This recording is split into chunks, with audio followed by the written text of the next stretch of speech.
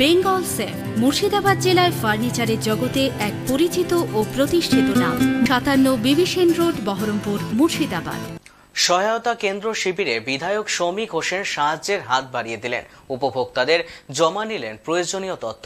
100 দিনের কাজের বকেয়া টাকা মেটানোর ঘোষণা করেছে রাজ্য সরকার।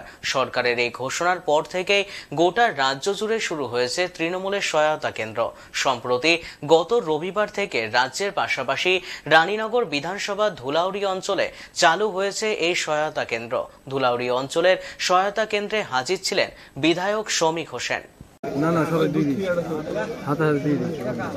আমাদের 18 থেকে 25 তারিখ অবধি আমাদের নেতা অভিষেক বন্দ্যোপাধ্যায় যার নির্দেশে সারা পশ্চিমবঙ্গে 18 থেকে 25 তারিখ অবধি এই ক্যাম্প চলছে প্রতিটা অঞ্চলে।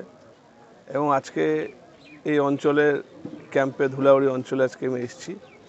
এখানকার জেলা পরিষদের মেম্বার আমার ভাই তজিমউদ্দিন খান, সাফু মোল্লা এখানকার অঞ্চল সভাপতি, আরও পঞ্চায়েত সমিতির যারা মেম্বার আছে, প্রাক্তন প্রধানরা আছে, তাদেরকে নিয়ে আমরা 100 দিনের যে কাজ, যারা যারা কাজ করেছে টাকা পায়নি, সেটা আমাদের নেত্রী মমতা বন্দ্যোপাধ্যায়, বাংলার মুখ্যমন্ত্রী, তিনি চান যে বাংলার মানুষ যেন সবসময় ভালো থাকে।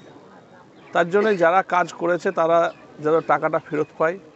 তার জন্য আপনারা দেখেছেন যে দিল্লিতে আমাদের নেতা অভিষেক বন্দ্যোপাধ্যায় তিনি আন্দোলন করেছেন, রাজ্যপালের বাসভবনের সামনে আন্দোলন করেছেন ধর্ণা মঞ্চ করে।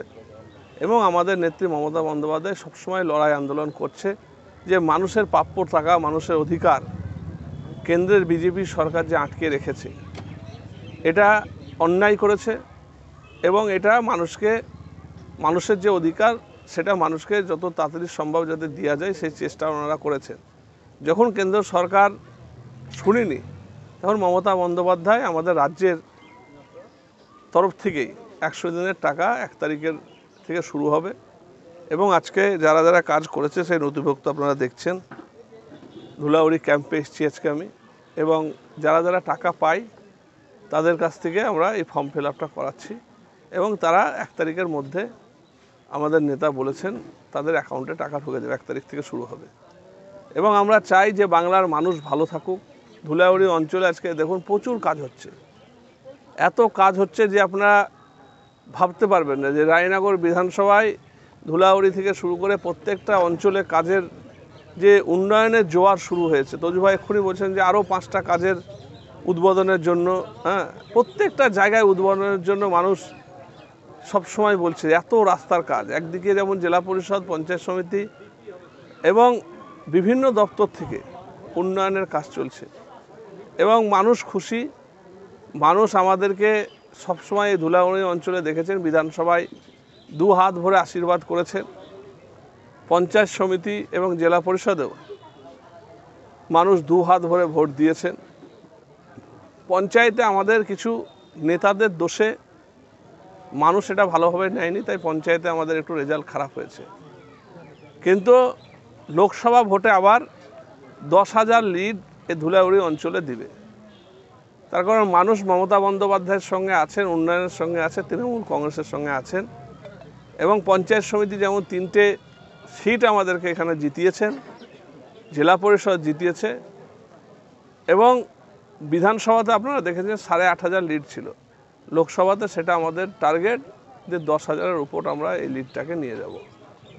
এবং আমরা অঞ্চলে টোটাল আমাদের যারা কর্মীরা আছে, যারা সবসময় নিঃস্বার্থভাবে তৃণমূল কংগ্রেসটা করে, এবং আমাদের নেত্রী মমতা বন্দ্যোপাধ্যায় যিনি সকাল থেকে সন্ধ্যা অবধি পরিশ্রম করছেন, তাকে দেখেই কিন্তু মানুষ 2 হাত ভরে ভোটটা লোকসভাতে দিবে। এবং আমরা 25 তারিখ অবধি এই ক্যাম্পটা চালাবো।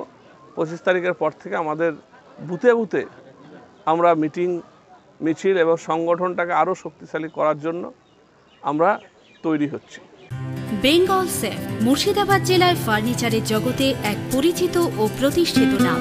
মনের ভাবনাগুলো প্রকাশ পেল, ঘর সাজাতে ইচ্ছে হলো, রকমারি আসবাব আছে একসাথে, চলো ঘর সাজাই বেঙ্গল সেফের সাথে। বেঙ্গল সেফের সাথে। বেঙ্গল সেফ 57 বিবি সেন রোড বহরমপুর মুর্শিদাবাদ।